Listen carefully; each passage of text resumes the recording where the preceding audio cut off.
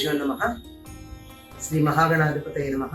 శ్రీమాత్రే నమః. శ్రీ శైవ క్షేత్ర వనితా శక్తి ఇంటర్నేషనల్ ధర్మో రక్షతి రక్షిత ట్రస్ట్ వాసవి ఇంటర్నేషనల్ పరివార మహిళా విభాగ్ తెలంగాణ రాష్ట్ర శాఖ వారు చేస్తున్నటువంటి వనితా శంఖార, దీనిలో శ్రీ శైవ క్షేత్ర పీఠాధిపతులు, హిందూ ధర్మ పరిరక్షకులు, భారత ధర్మదేవత పరమ పూజ్య శ్రీ శ్రీ శ్రీ శివస్వామి వారి మంగళాశాసనాలతో ఫిబ్రవరి 22, 2026 పెరేడ్ గ్రౌండ్స్ సికింద్రాబాద్ లో ప్యారడైజ్ మెట్రో స్టేషన్ పక్కన మణిద్వీప వర్ణన, భగవద్గీత 40 శ్లోకాల పారాయణ, శివ సహస్రనామ పారాయణలు, దానితో పాటుగా హనుమాన్ చాలీసా పారాయణ, వాటి పైన ధర్మ శిరోమణి అవార్డ్స్ ఉంటాయి.